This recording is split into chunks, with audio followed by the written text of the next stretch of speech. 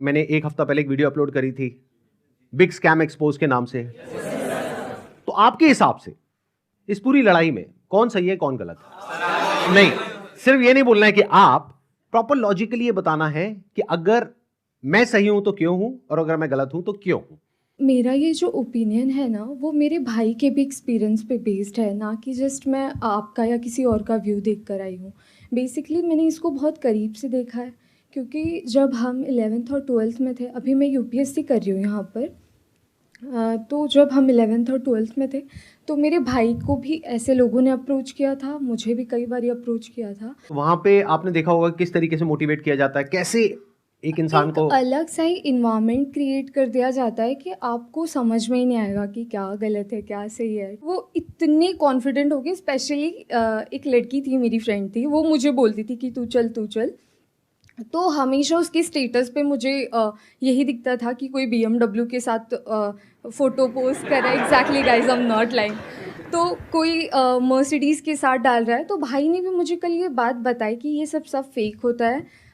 अगर प्रोडक्ट बेचना है तो आप सिंपली बेच दो ना, कि हाँ साबुन है 10 रुपये का है, ले लो। उसके पीछे आप BMW क्यों दिखा रहे हो, जो कि वो पॉसिबल नहीं है। Exactly, that is the truth. कुछ लोगों को यह लग रहा है कि ये लड़ाई मेरे और विवेक बिंद्रा के बीच में है, जबकि ऐसा कभी था ही नहीं। ये कुछ लोग समझ रहे हैं या वो खुद समझ रहे हैं। ये लड़ाई एक्चुअल में सच और झूठ की है। ये लड़ाई एक्चुअल में सही और गलत की है। सर इसमें गलत क्या है वैसे? सर वो कोई तिकड़म लगा के अपना कोई प्रोडक्ट बेच रहा है। सर ऐसे बहुत सारे लोग हैं दुनिया में जो कुछ ना कुछ कर ही रहे हैं, कई सारी टैक्टिक्स लगा रहे हैं। और जैसे एडवर्टीजमेंट में बहुत सारा कुछ होता है, तो सर ये भी इसने भी कोई अपनी टैक्टिक्स निकाली है, तो उसमें सर गलत क्या है अपना प्रोडक्ट बेचने? वेरी गुड पॉइंट कि इसमें गलत क्या है। कुछ बताना चाहेगा कि इसमें कुछ गलत है या नहीं है या ये सही है? सर बेसिकली इसमें सबसे पहले हमारे लोग 18 to 25 के एज ग्रुप के बच्चों को टारगेट किया जाता है और इसमें उनको सेमिनार तक ले जाया जाता है और उनको ज़बरदस्ती आप अपने कुछ भी बेच रहे हो उन्हें फंसा दिया जाता है। सर अजीब टाइप के वहाँ म्यूजिक वगैरह चल रहे होते सेमिनार में। मैं खुद भी ज्वाइन किया था कंपनी में और वो बोलते थे कि आपको आपकी दाढ़ी आने से पहले आपकी गाड़ी आ जाएगी। आई नहीं सर। सर सबसे पहले मैं ये कहना चाहूँगा, क्योंकि जिस आपने बिग स्कैम वीडियो अपलोड की यूट्यूब पे, उसमें आपने ना नाम किसी का बताया ना कंपनी का नाम लिया। तो अगर मैं जैसे चोरी कर रहा हूँ, आप चोर चोर कह रहे हैं, अगर मैंने वो गलती की है तो ऑब्वियसली मैं चिढ़ूंगा उस बात से। आप अगर नाम लेते तो गलत था, कंपनी का या उनका या किसी स्पेसिफिक पर्सन का तो गलत होता। आपने नाम तो नहीं लिया, और अगर नाम नहीं लिया है आपने और अगर मैं गलत हूँ तो मैं चिढ़ूंगा। और एक और मजेदार बात बताइए, जब वो वीडियो अपलोड हुई कितनों को समझ आया था मैं किसके बारे में बात कर रहा हूं? बहुत कम लोगों को। अगर वो कुछ नहीं करते, चुपचाप बैठे रहते, तो 2 दिन में सब भूल भाल जाता है, खत्म हो जाता। मतलब एक टीचर है जो क्लास में सामने खड़े होकर के बोल रही है तुम में से किसी एक ने चोरी करी है, और एक बच्चा खड़ा होकर के बोलता है मैंने चोरी नहीं करी है, मैंने चोरी नहीं करी। अरे नहीं करी तो बैठा रहे ना चुपचाप। सर इस पर मैं अपने थॉट शेयर करना चाहूँगा। सबसे पहले तो कोई कोर्स बेचना या प्रोडक्ट बेचना कोई गलत नहीं है, लेकिन प्रोडक्ट का अगर आप 50,000 का बेच रहे हो तो उसकी औकात भी होनी चाहिए उतनी। उनके प्रोडक्ट की औकात है 100 रुपये की, लेकिन बेच रहे हैं 50,000 में। सर एक पॉइंट और मैं शेयर करना चाहूँगा। प्लीज बोलिए। लाइक किसी को पसंद नहीं आया और आप उससे कह रहे हो कि आप दूसरों को सेल करो, तो वो उससे ही बड़ा स्कैम है। असली स्कैम ये है, ध्यान से समझ लो सब लोग, कि एक प्रोडक्ट जो आपको पसंद नहीं आया, आप अपने पैसे वापस मांग रहे हो, लेकिन आपको कहा जा रहा है अगर आपको अपने पैसे वापस चाहिए तो अपने जैसे और 4 बेवकूफ पकड़ करके लाओ और उस पर 30% 35% जो भी है कमीशन लो, और जो आपने पैसा लगाया वो पूरा पैसा आपको वापस। ये स्कैम है। अच्छा, इसी में अगर कोई जेन्युइन प्रोडक्ट हो तो क्या ये स्कैम है? नो सर, नहीं है। ये भी ध्यान से समझ लेना। तो मजे की बात यह है कि जब मैंने स्कैम को एक्सपोज किया तो ऐसी हजारों कंपनीज हैं इंडिया में, उनमें से सिर्फ एक ही कंपनी वाले और उस कंपनी का मालिक नहा धो करके मेरे पीछे पड़ गए। इसका मतलब क्या निकालोगे? अब आ करके कह रहे हैं कि बताओ इसमें स्कैम क्या है, तो ठीक है मैं बताता हूं स्कैम क्या है। आज अच्छे से बताता हूं और पूरी दुनिया को समझाता हूं कि स्कैम होता क्या है। तो एक काम करते हैं, एक वीडियो देखते हैं। उस वीडियो को देखने के बाद में आप लोग अपने व्यूज बताइएगा कि स्कैम है या नहीं है। दोस्तों मेरा नाम नीरज है, मैं राजस्थान जोधपुर से हूँ। बड़ा बिजनेस है। अभी 5 दिन पहले 4 तारीख को 4 सितंबर को मुझसे एग्रीमेंट पे साइन करवाया और बोले कि आपका जो ये केस है हम सोल्व कर देंगे और जो आपका बाकी पेमेंट है वो हम आपको रिफंड कर देंगे। 4 तारीख के बाद हमारा एग्रीमेंट हुआ। मुझे सेटलमेंट एग्रीमेंट दिया कि आप एग्रीमेंट पे साइन करो, इसको अच्छे से रीड करो, पढ़ो इसको, और आप साइन करके हमें भेजो, तब हम आपका जो पैसा है वो हम आपको रिफंड कर देंगे। मेरा जो भी पैसा है मैक्सिमम जो है अब 35,000 मेरा पैसा बड़ा बिजनेस में भी बाकी है। लॉस तो अगर मैं बोलूँ तो मेरा कैश का 1 लाख का मेरा लॉस हुआ है 2 साल के अंदर। एक साल मैंने फुल काम किया, DMT भी पैसा खर्च किया, आना जाना बहुत स्ट्रगल किया, लेकिन पैसा नहीं कमा पाया। 1 लाख का मैं लॉस करके बैठा हूँ। लेकिन जो बड़ा बिजनेस को मैंने दिया था उसमें मेरा 35,000 अभी बाकी है बड़ा बिजनेस लेने का। और जो हमारा एग्रीमेंट का साइन हुआ था वो हुआ था 40,000 का। तो मेरा समीर करके नाम है, तो उन्होंने मुझको एग्रीमेंट दिया और बोला कि 40,290 रुपये जो अमाउंट है वो आपके हम अकाउंट में ट्रांसफ़र कर देंगे जब आप एग्रीमेंट साइन करके हमें भेजोगे उसके बाद।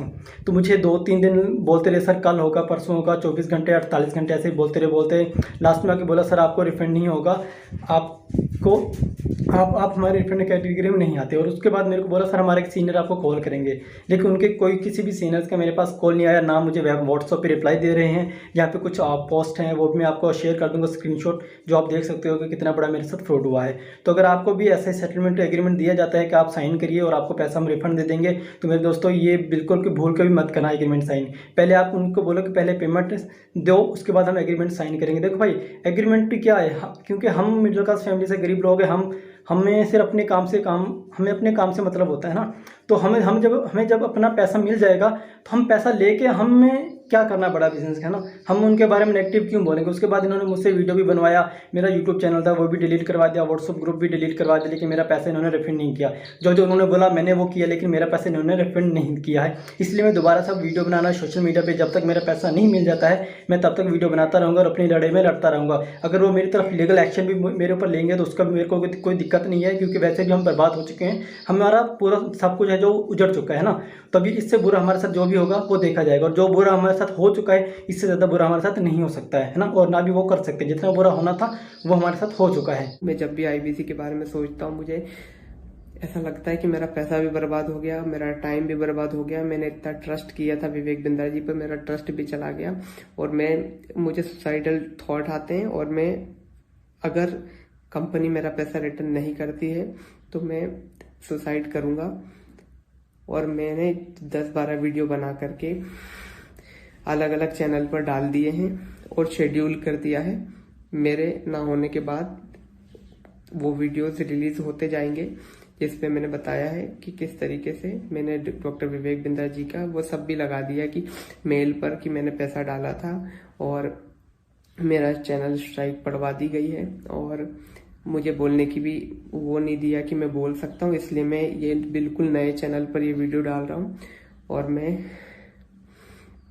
मैंने 10-12 वीडियोस और बना के रखे हैं जो मैं 10-12 अलग अलग चैनल्स पर मैंने डाल दिए, अपलोड कर दिया है, शेड्यूल कर दिया है। अगर बड़ा बिजनेस की टीम मुझे मेरा पैसा नहीं लौटाती है तो मेरे पास कोई ऑप्शन नहीं रहेगा, क्योंकि मुझे अभी फिलहाल में वो पैसा चाहिए कैसे भी करके, क्योंकि जिन लोगों से मैंने पैसा लिया है वो लोग डे नाइट मुझे परेशान कर रहे हैं। मैं आपको बताना चाहूंगा कि ये वीडियो हमने रिकॉर्ड नहीं करी है, ये YouTube पर अवेलेबल है, और ऐसी 1-2 नहीं बहुत सारी वीडियोस अवेलेबल हैं अलग अलग लोगों की।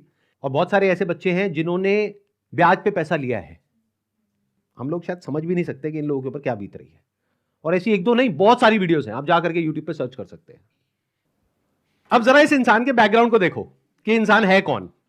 ये अपने नाम के आगे क्या लगाते हैं? डॉक्टर। जब यहां पर ये आए थे तो मुझे लगा था डॉक्टर है, लेकिन बाद में जब मैंने रिसर्च करी अभी पिछले 1 हफ्ते में ये सब जो हुआ है, तो मुझे पता लगा इन्होंने कोई MBBS नहीं किया है इंडिया की किसी भी यूनिवर्सिटी से, या US से, UK से, कहीं से कुछ नहीं किया है। कहां से डिग्री मिली है, कैसे मिली है, वो अगर आप थोड़ा सा रिसर्च करोगे तो आपको समझ आ जाएगा। पाकिस्तान से। किसने बोला पाकिस्तान से? देखो मैं आपको हिंट देता हूं, पाकिस्तान इंडिया का नेबर है, ऐसे ही इंडिया का एक नेबर है बांग्लादेश, श्रीलंका। अभी काम करते हैं, अब लीगली बात करते हैं कि स्कैम है या नहीं है, कि मतलब हमारी कंट्री का जो लॉ है वो क्या बोलता है, उसको स्टडी करते हैं। उसके लिए मेरे पास में कुछ डॉक्यूमेंट्स हैं। इसका मैं लिंक दे दूंगा अपने वीडियो के डिस्क्रिप्शन में नीचे, तो आप क्लिक करके डायरेक्टली जा करके गवर्नमेंट की जो वेबसाइट्स हैं वहां पे जा करके देख सकते हैं, पढ़ सकते हैं। ये मैं नहीं कह रहा हूं, हमारी कंट्री की गवर्नमेंट कह रही है, ये उनके नोटिफिकेशंस हैं। सबसे पहले ये समझो कि जो स्कैम्स है ना इस तरह के, ये आज से नहीं चल रहे हैं, ये पिछले 100 साल से चल रहे हैं। तो इसके लिए 1978 में एक एक्ट बना था जिसको बोलते हैं prize chit and money circulation act, जहां पर के इस तरह की जो मनी सर्कुलेशन स्कीम्स होती हैं या पिरामिड स्कीम्स होती हैं उन सबको बैन कर दिया गया था। मतलब क्या कि अगर आप एक कंपनी खोलते हो और किसी से पैसा लेते हो, फॉर एग्जांपल मैंने एक कंपनी खोली, वहां पे मैंने आपसे 1 लाख रुपए लिया और आपको बोला कि आप आगे किसी को ज्वाइन करा दो, तो जब आपने किसी को आगे ज्वाइन कराया, अपने फ्रेंड को, रिलेटिव को, किसी को भी और कैसे भी, तो उसमें आपको कितना मिला? 30,000। 70,000 किसको मिला? कंपनी को। तो ये स्कीम इस तरीके से आगे बढ़ती रहती है, यानी वो जो पैसा आ रहा है वही पैसा पब्लिक से लेकर के पब्लिक में ही रोटेट कर दिया जाता है। और एक ऐसा पॉइंट आता है जब जा करके पूरा का पूरा जो पिरामिड है ये कोलैप्स कर जाता है। तो यहां पर जो लोग टॉप पे बैठे होते हैं वो तो पैसा कमा लेते हैं, बट जो बॉटम ऑफ द पिरामिड है उन सबका पैसा डूब जाता है। और फिर या तो ये कंपनीज बंद हो जाती हैं या भाग जाती हैं पैसा लेकर के। पास्ट में ऐसा बहुत कंपनीज ने किया है, उसमें से बहुत सारी कंपनीज के जो ओनर्स हैं वो आज जेल में हैं। तो ये एक प्रॉपर स्कैम है जिसको गवर्नमेंट ने बैन किया हुआ है। फिर सवाल उठता है कि जब ये बैन है तो लोग कैसे कर रहे हैं? देखो, ध्यान से सुनो, ध्यान से समझो। आपसे अगर मैं पैसा लेता हूं और आपको बदले में कुछ नहीं देता हूं तो वो तो इलीगल है। लेकिन मान लो मैंने आपसे पैसा लिया 50,000 रुपए, बदले में आपको एक 50 रुपए का प्रोडक्ट दे दिया, तो क्या वो लीगल है? इलीगल है?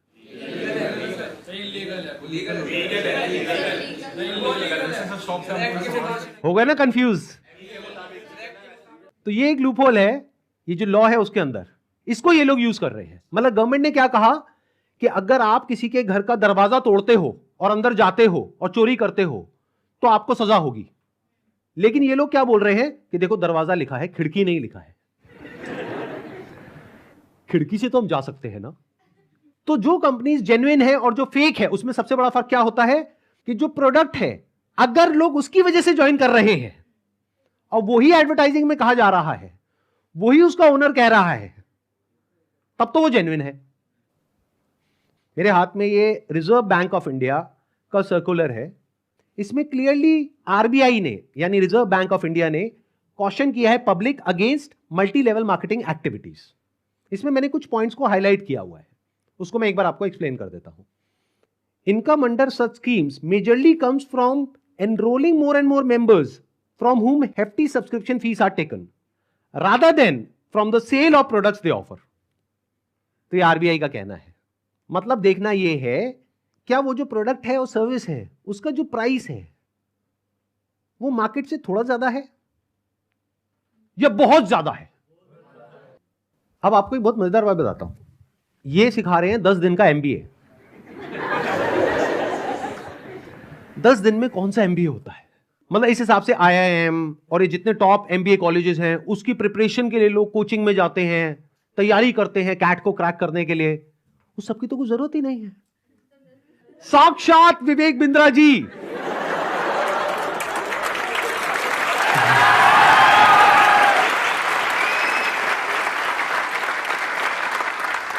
आपके सामने 10 दिन तक रोज प्रकट होंगे और आ करके आपको 10 दिन में एमबीए करा देंगे।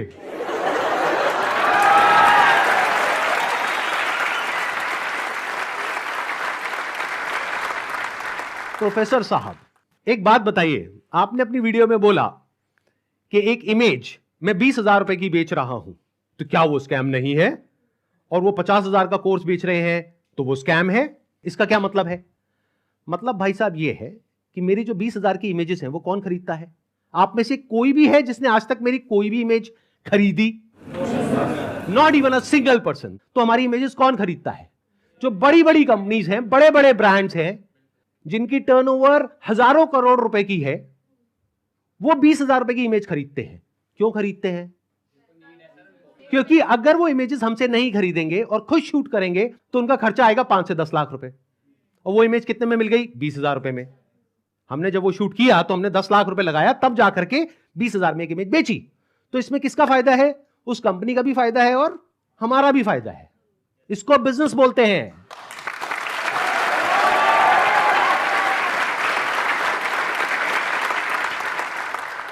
देखते हैं आरबीआई और गवर्नमेंट ऑफ इंडिया क्या कहती है उनके बिजनेस मॉडल के बारे में। The Reserve Bank has also said that acceptance of money under money circulation, multi-level marketing, pyramid structures is a cognizable offense under the Price, Chit and Money Circulation Banning Act 1978. Members of public coming across such offers, ध्यान से सुनना, should immediately lodge a complaint with the state police. ये RBI कह रही है कि अगर आपके साथ में ऐसा कुछ हुआ है तो आपको क्या करना है? You should immediately lodge a complaint with the state police. अब एक और नोटिफिकेशन है जो बहुत इंपॉर्टेंट है, इनफैक्ट मोस्ट इंपॉर्टेंट है इस पूरी की पूरी डिस्कशन के लिए। जितनी भी एमएलएम स्कीम्स चल रही हैं, पिरामिड स्कीम्स चल रही हैं, डायरेक्ट सेलिंग कंपनीज चल रही हैं, एफिलिएट मार्केटिंग कंपनीज चल रही हैं, कि वो लीगल है या इलीगल है, ये कैसे समझा जाए। तो इसके लिए गवर्नमेंट ऑफ इंडिया ने 2021 में एक बहुत ही अच्छा स्टेप उठाया। ये मेरे हाथ में एक नोटिफिकेशन है गवर्नमेंट ऑफ इंडिया का, मिनिस्ट्री ऑफ कंज्यूमर अफेयर्स का। उसमें क्या कहा गया है, ये टोटल 13 पेज का डॉक्यूमेंट है, जिसमें क्या कहा गया है? The central government hereby proposes to frame consumer protection direct selling rules 2021 में आए थे। इसके बारे में बहुत लोगों को पता ही नहीं है, इसलिए ये स्कैम इतने आसानी से चल रहे हैं। अगर पता हो तो इनकी दुकान 2 दिन में बंद हो जाए। डिटेल में अगर आप जानना चाहते हैं इसमें क्या क्या लिखा हुआ है तो नीचे यहाँ पे डिस्क्रिप्शन में आपको लिंक मिलेगा, उस पर क्लिक करके आप देख सकते हैं और पढ़ सकते हैं इसको। मैं बस शॉर्ट में कुछ पॉइंट्स मैंने हाईलाइट करे हुए हैं, वो आपको बताता हूं जो समझना बहुत जरूरी है। It applies to all models of direct selling, whether it is multi level, whether it is single level, whether it is affiliate, किसी भी स्ट्रक्चर से आप सेलिंग कर रहे हो तो आपको इन रूल्स को फॉलो करना है। सबसे पहला रूल क्या है? It has no provision that a direct seller will receive remuneration or incentives for recruitment oblique enrolment of new participants in the direct selling business except as a result of sale of goods or services by them. मैं इसको थोड़ा सरल भाषा में translate करके बताता हूं। इसमें कहा जा रहा है, आप अगर एक डायरेक्ट सेलिंग कंपनी हो तो आपकी कंपनी में जो डायरेक्ट सेलर्स हैं उनको जो पैसा मिल रहा है या इंसेंटिव मिल रहा है या कमीशन मिल रहा है, वो नए मेंबर्स को एनरोल करने पर नहीं मिलना चाहिए, बल्कि वो मिलना चाहिए for sale of goods or services by them. वो जो कंपनी गुड्स और सर्विसेज दे रही है उसकी वैल्यू क्या है? अब ये कौन डिसाइड करेगा? जिन्होंने वो परचेज किया। अगर तो उन्होंने 50,000 का कोर्स परचेज किया इनकी कंपनी से और वो सब सेटिस्फाइड है तो कोई प्रॉब्लम ही नहीं है। बट अगर उसमें से 99% लोग सेटिस्फाइड नहीं और अपना पैसा वापस मांग रहे हैं और ये पैसा वापस नहीं कर रहे हैं तो ये स्कैम है ना। बिंद्रा जी आपने पूछा था ना क्यों है ये स्कैम, तो बता रहा हूं आपको। इसमें कहा गया है, इट अलाउज और provides for a buyback or repurchase policy for currently marketable goods which are not unpacked or services sold to the participant at the request of the participant at reasonable commercial terms। मतलब कि कोई buyback का option होना चाहिए। किसी company ने आपको 50,000 रुपए के कुछ प्रोडक्ट्स या सर्विसेज दे दी, अब आप कहते हो मेरे किसी काम की नहीं है, तो अब आप उसका क्या करोगे? उस कंपनी को एक बायबैक पॉलिसी देनी पड़ेगी। अब देखना, ध्यान से सुनना, ध्यान से समझना। बायबैक आप किस चीज पर दे सकते हो? जिसकी कोई मार्केट वैल्यू हो। मतलब कि गवर्नमेंट क्या कह रही है यहां पर कि आप कोई ऐसा प्रोडक्ट बेचो डायरेक्ट सेलिंग में जिसकी कोई मार्केट वैल्यू हो, क्योंकि अगर 3 महीने बाद वो इंसान आकर के कहता है कि ये लो आपके प्रोडक्ट्स वापस, तो उस कंपनी को पता है कि ये प्रोडक्ट्स पैक्ड हैं, तो ये प्रोडक्ट्स हम किसी और को दे देंगे, तो ना कंपनी का नुकसान हुआ ना कस्टमर का नुकसान हुआ। बट अगर कुछ आपने ऐसा बेच दिया है जिसकी कोई मार्केट वैल्यू नहीं है, फॉर एग्जाम्पल आपने कोर्स खरीदा इनसे, अगर आप जा करके किसी को बोलते हो कि कोर्स मैंने 50,000 का लिया है, आपको 5,000 का देती हूं, ले लो, कोई लेगा? 500 रुपए का लेगा? तो इसकी मार्केट वैल्यू क्या है? Zero. It is a clear violation of this act. इसलिए ये स्कैम है Bindra ji.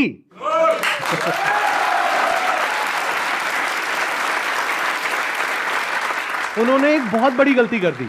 It was never meant to be Sandeep Maheshwari versus Vivek Bindra. It was just an awareness video. जबरदस्ती आ करके बीच में छलांग मारी है उन्होंने, जबरदस्ती। मेरा मकसद सिर्फ किसी एक पर्सन को टारगेट करना नहीं है, बल्कि सबको अवेयर करवाना है कि देखो दुनिया में ऐसा कुछ हो रहा है, तो बच करके रहो। Miss selling means recklessly misrepresenting a product or service in order to successfully complete a sale. It also includes providing consumers with misleading information about a product or service. This can involve omitting key information, मतलब key information आप उनसे छुपा रहे हो, about a product or providing information that makes the product appear to be something it is not. मतलब कि अगर सरल भाषा में बोला जाए तो आप ऐसा नहीं कर सकते कि आप दिखा कुछ और रहे हो और दे कुछ और रहे हो। उन्होंने अपनी एक वीडियो में नहीं, पता नहीं कितनी वीडियोस में खुलेआम खुद उन्होंने, विवेक बिंद्रा ने खुल करके बोला है कि अगर आप महीने का 10 लाख रुपए नहीं कमा सके तो मैं आपके सारे पैसे वापस कर दूंगा।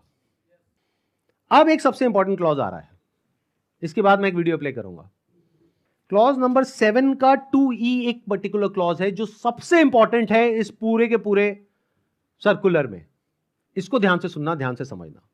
अ direct selling entity and direct seller shall not refuse to take back spurious goods or deficient services and refund the consideration paid for goods and services provided. इससे कोई फर्क नहीं पड़ता कि आपने उस कंपनी के साथ में क्या एग्रीमेंट किया है, फर्क इससे पड़ता है कि लॉ क्या है। फॉर एग्जाम्पल, आप किसी के साथ में एग्रीमेंट करते हो किसी का मर्डर करने के लिए, तो आप कोर्ट में जाकर के ये नहीं बोल सकते थे कि हमारा एग्रीमेंट था। क्यों? क्योंकि जो कंट्री का लॉ है वो किसी भी एग्रीमेंट के ऊपर है। The law of the land supersedes all agreements. तो आप लोग जो डर रहे हो ना कि हमने उनके साथ में कॉन्ट्रैक्ट साइन किया, एग्रीमेंट साइन किया है, अरे पहले लॉ को तो देख लो, लॉ क्या कहता है। अगर लॉ के हिसाब से वो गलत है तो गलत है, नो मैटर कि उसने आपके साथ क्या एग्रीमेंट किया है। That agreement must be in line with the law of the land. तो ये क्लॉज को मैं दोबारा से पढ़ूंगा, ध्यान से सुनना। A direct selling entity and direct seller shall not refuse to take back deficient services. Deficient word का क्या मतलब होता है? कोई भी ऐसी सर्विसेज जिसमें किसी भी तरह की कोई कमी है और जो कंज्यूमर है वो कहता है कि ये जो आपने मेरे को कोर्स दिया है या प्रोडक्ट दिया है या सर्विस दिया है ये बेकार है, किसी काम की नहीं है, तो उस कंपनी को पैसा रिफंड करना ही पड़ेगा। ये मैं नहीं कह रहा हूं, हमारी कंट्री का लॉ बोल रहा है। अब ये जो मैंने आपको कुछ पॉइंट्स बताए, इसके अकॉर्डिंग एक बार एक छोटी सी वीडियो को देखो, बड़े प्रोफेसर की, देखते हैं वो क्या बोलते हैं। मैं आपको अपना व्हाट्सएप का नंबर दूंगा, ईमेल एड्रेस दूंगा, वहां बोल दीजिए आकर के पैसे ले जाइए। नहीं भी आना तो आप ईमेल कर दीजिएगा, आपको पैसे आपके अकाउंट में ट्रांसफर हो जाएंगे। तो आप या तो 50-60 हजार रुपए वापस ले जाइए या लाखों लाखों लाखों रुपए हर महीने कमा लीजिए, दोनों में से कुछ भी कर लीजिए। भाई अगर मैं आपको पैसा कमाने के लायक नहीं बना सका तो मेरे को क्या हक बनता है आपसे पैसे लेने का? 100% कैश बैक गारंटी, यानी कि कुछ और खरीदना चाहे अपग्रेड, लोवेस्ट प्राइस गारंटी, ये कौन दे सकता है? कोई नहीं दे सकता है। इसलिए हमने ये खुल के दिया है। आपके तो रिस्क को खत्म कर दिया ना, आपसे कह रहा हूं, आपके जो रिस्क को खत्म कर दिया, आपका रिस्क तो रिवर्स हो गया, गेम चेंज कर दिया पूरा। इसीलिए अभी तुरंत फोन लगाएं और पूछे अपने काउंसलर से कि मैं अपने बिजनेस में कैसे सफल होऊंगा। अरे आपसे बोल रहा हूं, पूछने में क्या जा रहा है, पैसे तो नहीं लग रहे। हाँ, फोन करने पे पैसे नहीं लगते, पता लगाओ, अभी फोन लगाओ और पूछो भाई मेरा बिजनेस सफल कैसे होगा। अगर मैं विवेक बिंद्रा आपको आकर के प्रॉमिस दे रहा हूं 100% मनी बैक गारंटी, वो इसीलिए दे रहा हूं। हमने मनी बैक गारंटी लॉन्च करी है। What is money back guarantee? अगर कोई भी हमारे साथ आईबीसी बनता है और वो चाहता है कि मैं पैसे कमाऊं और वो हमारे साथ पैसे नहीं कमा पाता, तो नो क्वेश्चंस आस्क्ड, उसका पैसा उसको वापस कर दिया जाएगा। That's called money back guarantee. दम नहीं है किसी में ये बोलने में जो हम बोल रहे हैं। गारंटी दे रहा हूं 10 लाख रुपए महीना पे आप पहुंचेंगे, नहीं पहुंचे तो मेरे पास आके पैसा वापस मांग लेना। बड़े बड़े क्लेम्स कर दिए। एक बार समझने की कोशिश करते हैं क्या वो प्रैक्टिकली पॉसिबल है या नहीं है। इन्होंने कहा कि मैं अगर आपको महीने का 10 लाख रुपए कमाने के लायक नहीं बना सका तो अपने पैसे वापस ले जाइए। साल का 1 करोड़ रुपए अगर ये देना चाहते हैं आप लोगों को और 1 लाख लोग इनकी कंपनी में ज्वाइन कर चुके हैं तो कितना पैसा चाहिए? 1 लाख करोड़ रुपए। तो हमारी टीम ने क्या किया, इनके जो फाइनेंशियल्स है उसको चेक किया कि भाई अगर 1 लाख करोड़ देना है तो कंपनी की टर्नओवर होनी चाहिए ना 2-3 लाख करोड़ की, क्योंकि वो भी तो कमाएगी ना। उनकी टर्नओवर पता है कितनी है पिछले साल की? 172 करोड़। अगर उसमें से मान लेते 30% भी वो कमीशन देते हैं अपने आईबीसीज को, कितना पैसा उन्होंने डिस्ट्रीब्यूट किया इस स्कीम में? 50 करोड़। तो कितने लोगों के हाथ में आया 1-1 करोड़? 50 बस। और बाकी लोगों का क्या हुआ? उनके हाथ में क्या आया? 0। कि अगर वो चाहे भी तो ये जो बड़े बड़े क्लेम्स कर रहे हैं इसको पूरा नहीं कर सकते। पहले तो ये जो क्लेम्स कर रहे हैं वही सब इलीगल है। This is complete scam. अरे यही तो उन सब लोगों ने किया जो हमारा देश छोड़ करके भाग गए हैं। पब्लिक से पैसा ले लिया, या बैंक से पैसा ले लिया और जब बैंक आया पैसा वापस मांगने के लिए जो उसका हक है तो उन्होंने कहा हमारे पास तो नहीं है देने के लिए, वो तो हमने पार्टीज में खर्च कर दिया। वो मेरी बर्थडे पार्टी थी ना, वहां पे डांस करने में बहुत मजा आ रहा है। अब हमें क्या करना चाहिए? क्या बस ऐसे स्कैम होते रहे सोसाइटी में और हम बैठ करके तमाशा देखते रहे? सर हमें एक्शंस लेना चाहिए। फर्स्ट ऑफ ऑल एफआईआर जिनके साथ हुआ है उन्हें एफआईआर फाइल करना चाहिए, लॉ को एक बार देखना चाहिए। नहीं समझ आ रहा है तो जिसको समझ है लॉ की उसके पास जाना चाहिए, उससे समझना चाहिए।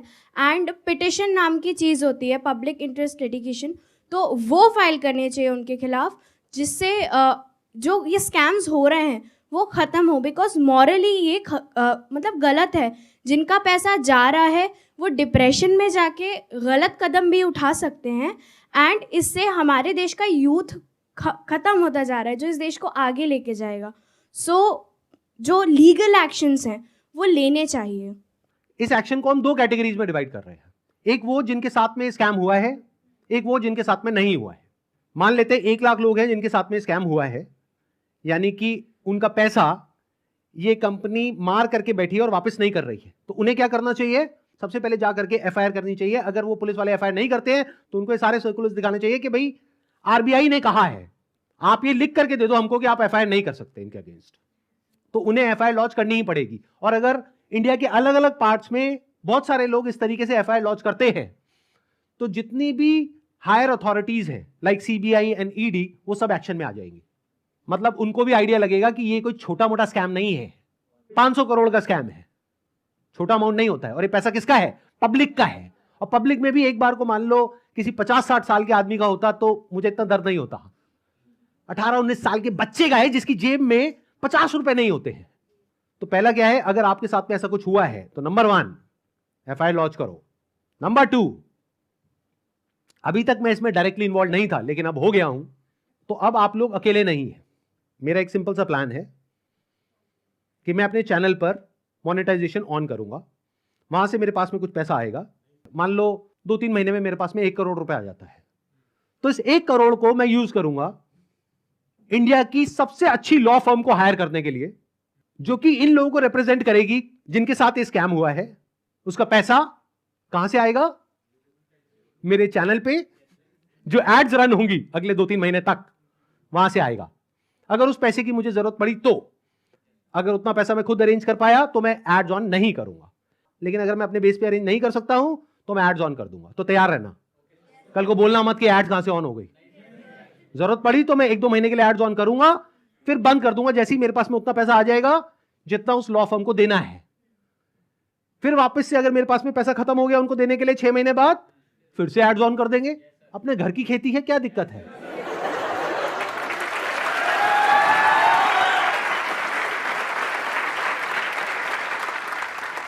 तो अब आप लोगों को क्या करना है, जिनके साथ में स्कैम हुआ है हमको ईमेल करिए। हमारा एक ईमेल आईडी है legal@sandeepmaheshwari.com। और आप लोग क्या कर सकते हैं जिनके साथ में स्कैम हुआ है, आरबीआई का हम एक लिंक यहां पर नीचे डिस्क्रिप्शन में पोस्ट करेंगे, एक तो इन सर्कुलर्स का, प्लस आरबीआई के जितने भी ऑफिसर्स हैं अलग अलग स्टेट्स में, वहां पर जो उनके रिप्रेजेंटेटिव्स हैं उनका। तो आप क्या कर सकते हैं जिनके साथ में ऐसा कुछ हुआ है, एक लेटर लिखिए छोटा सा, उसमें जो भी मन में है इंग्लिश में हिंदी में लिख दीजिए कि आपके साथ में ये हुआ ये हुआ ये हुआ ये हुआ, और आपको अपना पैसा वापस चाहिए लेकिन वो पैसा वापस नहीं कर रहे हैं। और साथ में सारे जो प्रूफ्स हैं, जो भी आपने पेमेंट करी, जो भी आपका रजिस्ट्रेशन नंबर है, वो सब अटैच करिए। इसको पोस्ट करिए, एक आरबीआई में और एक मिनिस्ट्री ऑफ कंज्यूमर अफेयर्स में। अगर ये करते हैं तो क्या होगा, सोचो उनके पास में हजारों लेटर्स पहुंच जाते हैं तो क्या होगा। तो गवर्नमेंट की जो भी सीनियर अथॉरिटीज हैं वो सब एक्शन में आ जाएंगी। अगर आपको बहुत ज्यादा डर लगता है कि पता नहीं क्या हो जाएगा, क्योंकि ये आदमी है तो थोड़ा अजीब। अभी जो कल वीडियो में आया है ये, इसने आकर के एक बार नहीं बार बार मुझे धमकियां दी है, 1 हफ्ते में देखो मैं तुम्हारे साथ क्या करता हूं। भाई तू क्या करेगा, कर ले, अभी कर ले। मैं नहीं डरता भाई, दिखता नहीं है मेरी आंखों के अंदर। मेरे को मत डराने की कोशिश कर बार बार, तू अपनी आंखें दिखा कर।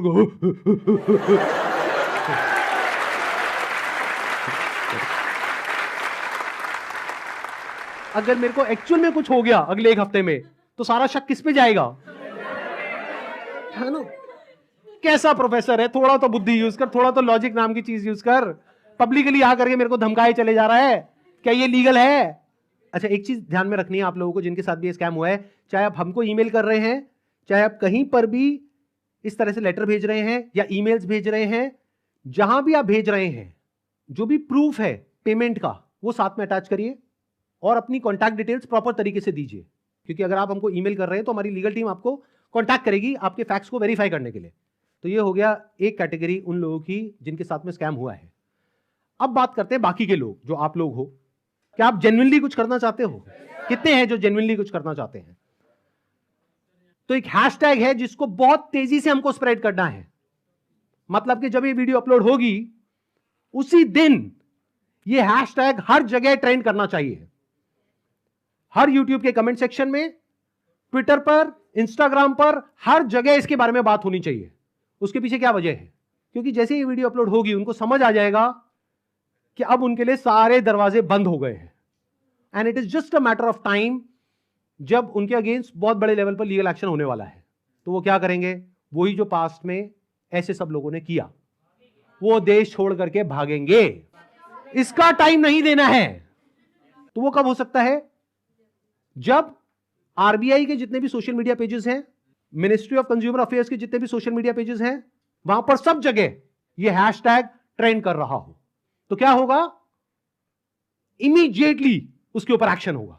तो अब इनको रोकने का क्या तरीका है? एक हैशटैग है, ध्यान से सुन लो इस हैशटैग को, और ये यहां पे आ भी जाएगा नीचे और वीडियो में भी दिख रहा होगा आपको। Hashtag stop Vivek Bindra. रोको इसको भाई।